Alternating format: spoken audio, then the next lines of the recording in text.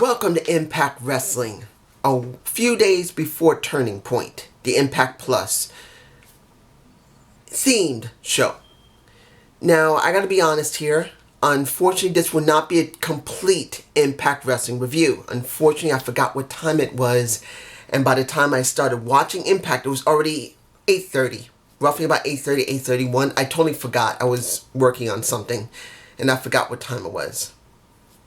Sorry, guys. But hopefully I did see enough of the show that at least you'll get a good idea of what happened and my thoughts on it. Now, when I came in, Raju was facing TJP for the X Division title, which, if I remember correctly, TJP had one shot left. If he screwed this one up, screwed the pooch, he would not get another shot as long as Raju held the title, no matter what. Now, from what bit I managed to see, it wasn't a bad match at all. I actually did enjoy what parts I managed to see. It wasn't that long, maybe about 8 minutes, maybe 6. There wasn't that much left. And Raju managed to do whatever it took to win, which was kick him in the nuts with his back of his calf and basically getting the win that way. So now TJP is done. He cannot get the title again unless he's going to start acting like he did before and try to be manic, because he could try that. Manic is another persona. Even though it is still TJP, he could try to do manic. Now, I don't know if he would do that, and I don't know if they're going to go there, but that is another option for him. Now, from what I can tell, people are being questioned by Tommy Dreamer using a lie detector to find out who shot Bravo, because Bravo's in a coma. He's not dead. So he questioned, from what I can tell, Hernandez. He questioned Falaba. He questioned Havoc. He questioned Father Mitchell. And from what I could tell, Father Mitchell was trying to tell him, look, I can tell you, I know who could be. You don't have to go through this anymore. And Tommy's saying, no. As long as this is this is going on, I'm going to question everybody. And at one point with Havoc, he questioned her. Were you interested in bringing back Father Mitchell? She said no. Were you angry at Rosemary? She said yes. Did you want to kill Bravo or shoot Bravo? And she said, why don't you ask Rosemary that question? He said, and this is what Tommy said, I will be questioning her after Turning Point, because she has a match at Turning Point. And I will be talking about Turning Point briefly at the end of this review if I don't forget, because I'm a bit angry about what's going to happen at Turning Point. But I'll explain my points. But when it comes down to it, when it happens, it's going to be interesting. Now, we got AC Romero versus Chris Saban by himself, because Shelly is still out. I don't know if Shelly's actually sick or actually hurt, or he's not working with the company at this moment. I don't know. But basically, we got AC versus Saban. And he got his butt kicked. Next to getting screwed with Larry D. Now, at one point afterward, he was so frustrated, he said, look, I don't stand a chance against these guys. My partner's not here. He's in a bar. And he says, I need some help at Turning Point. I'm going up against these guys. And you want to help me? And it's James Storm. You see them in my face. I'm curious. I don't know if James Storm is back in Impact Wrestling. This might be a one-off again, like it was at Bound for Glory. I'm kind of hoping he's back, because they need something extra. Look, guys. Not trying to go on a tangent, not trying to go off topic, but let's be honest here. Impact Wrestling's not doing well. No matter how much everyone is enjoying the content, they are not getting anywhere. Legitimately, they're not. They have no fans. And that is what's killing them. I'm not telling them to go and do what the WWE is doing and having a Titantron or little displays to display people, or canned heat or canned pop. No. I would like them to at least try and attempt what they're doing AEW, but if they're only able to stay in the place they're at right now, it is too small. They're too afraid to actually bring in wrestlers to act like fans. What are they doing that's different than everyone else, like OH, like MLW? If I believe MLW is back on and they had no fans. They're like every other minor promotion right now.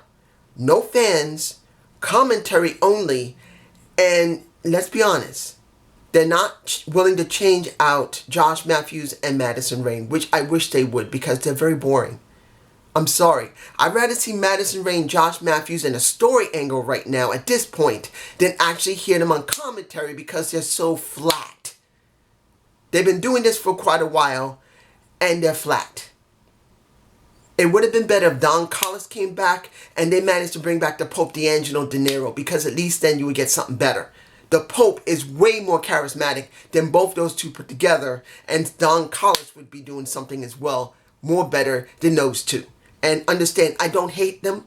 I don't. I just feel like at this point they need to do a storyline with these two because they need a change.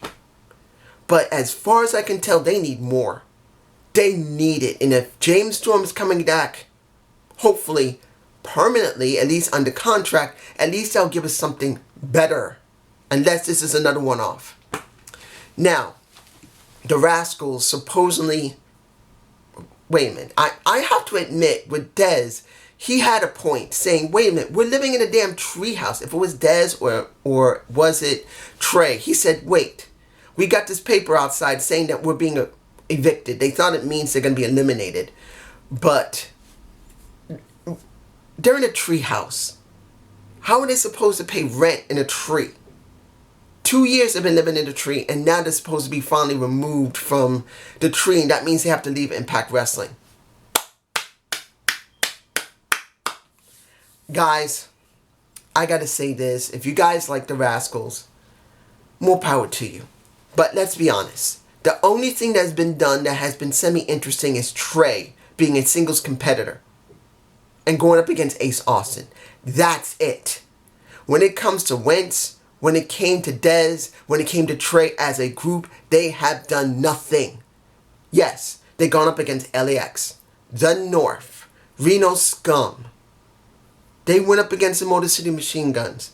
They have gone up against every team there, and they have done one thing. One thing. Lost. And I know people can say, well, they beat LAX a couple of times. They've done something. It makes no difference. They've never won a title. Not once. Either Dez with Wentz or Dez with Trey or Trey with Wentz. It made no difference. They never won a title. They have done nothing. It has been a horrible 2 years for them, or 3, depending on how long it's been. I can't remember how long they've been together, 2 or 3 years. As the Rascals, they've done nothing. They have been a bite-off of New Day. I don't care what anyone says. The minute New Day became really popular, the minute the Rascals came into being. That is their New Day. Funny, silly people. In this case, instead of New Day being just positivity, they're just smoking weed. And they make that the emphasis. They have done nothing. So seeing them move on to somewhere else, maybe AEW, I doubt they're going to WWE. Maybe they go to ROH, maybe they go to MLW if they are doing something there. But they needed a change. It was time to move on. They need something new. They're getting nowhere. So I'm happy for them. Eddie Edwards versus Chris Bay, the smooth criminal. I'm not calling the finesse much. Even though he is a finesse, he can finesse his ass into anything. I still say he's a smooth criminal because he can steal anything he wants. He can steal your woman, he can steal your car, he can steal your money, he can steal your life. He is the ultimate smooth criminal. He can have anything he wants, never get caught, and he look cool while doing it. Now he went up against Eddie Edwards. I'm cool with that. It's okay. It wasn't a bad match. And in the end, Eddie wins, which isn't a bad thing, but then it kind of hurts Chris Bay a little bit. Just for me personally, because he doesn't have a title, he's got no storyline, he hasn't been doing anything, and he's basically they're treating him like a jobber, which I do not agree with. I wouldn't mind him going into the main title scene because of what happened with him and Rich. But as far as I can tell, nothing for him. and now working with Sammy, because he did have a quick talk with Sammy. Sammy came out, whooped the ass a little bit of Eddie, and then Shamrock came out, whooped his ass, and then the Rascals came out, and then along with that, now from right, the Rascals came out to try and save him a little bit, and I don't know. It's just, what are they going to do with Eddie? What are they doing with Chris Bay? What are they doing with these guys? They got great talent. Chris Bay's got great charisma. They should be doing something. Put him in a storyline. Put him in an angle. But no. Now, we had Dana Perazzo. She had her interview. Turning point is when she's getting her match. And while she had Kimberly by her side, she's saying, I'm going to do whatever I got to do to win my damn title. I am the Deviosa. I know I'm mispronouncing it. I'm sorry. Virtuosa. Sorry. I botch my ass off. I hate that I botch. But when we see that Kimberly disappears, and then as Dana is looking for her, she gets thrown up against a glass pane door, and you see something written on it. I can't remember what it said. It's in my face right now. You wonder how much of Su Yung is fully back and how much of Sue is there. Now, here's the thing. I know that Kylie Rae is no longer wrestling because, let's back up a little bit, guys. Let's put wrestling aside. If anybody's angry at Kylie Rae, which I'm sure no one is, don't be angry, because I understand what she's going through. I have anxiety with depression, and I've said this myself. It's hard to function. Sometimes I just don't want to do things. Like doing these videos, I don't always want to do them. Luckily this time, unlike other times when I was not willing to do a video, this time I just forgot what time it was. I just did. But there have been times when I'm supposed to be doing videos for Impact or AEW or even WWE pay-per-views where I just don't want to do them because I feel anxious or depressed. So if she decided to stop wrestling because her depression just became too much, let's just hope she'll be alright. That's all that matters. And I'm sure that's what you guys are generally thinking of, but I thought I had to say it because it's important to say. Now, back to wrestling.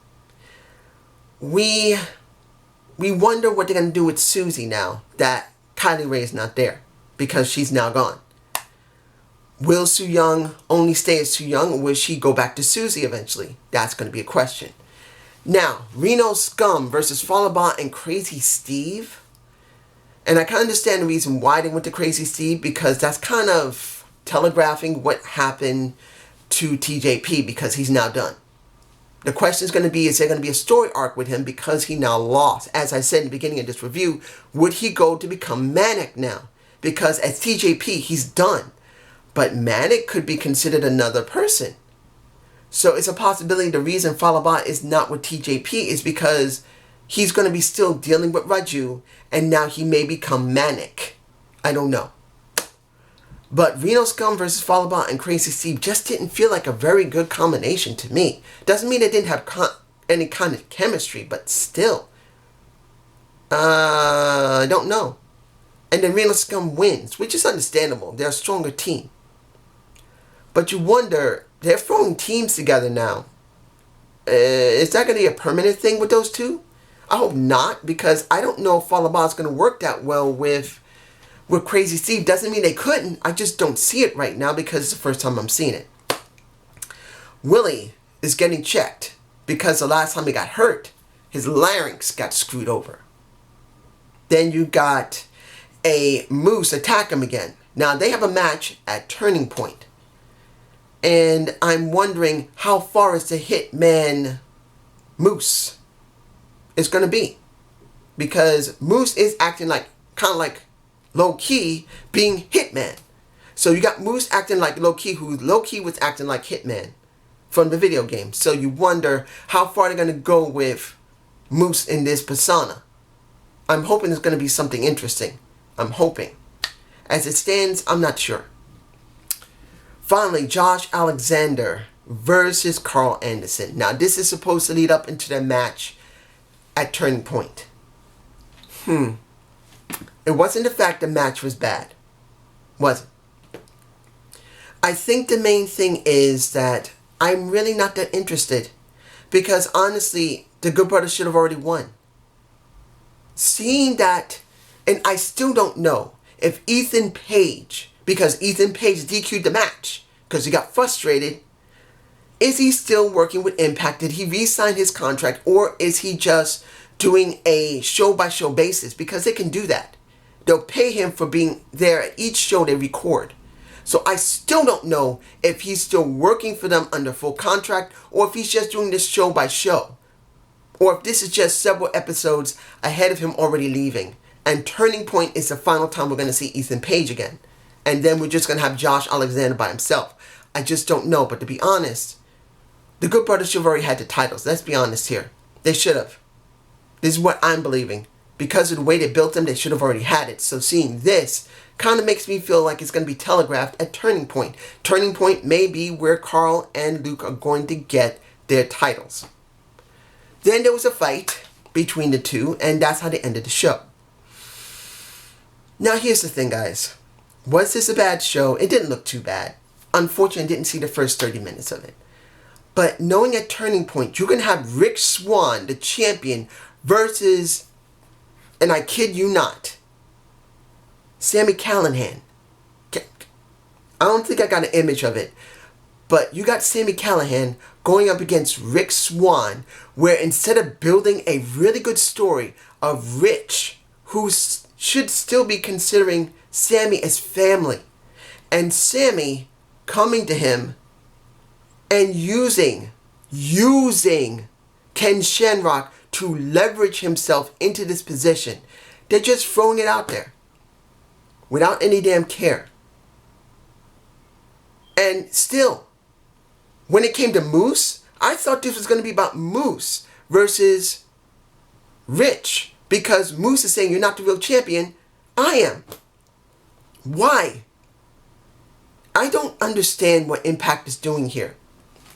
Mind you, Turning Point could be a good show. And if I can, I'll try and see it if I'm in the mood.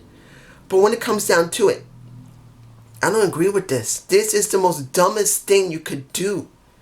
Definitely so dumb.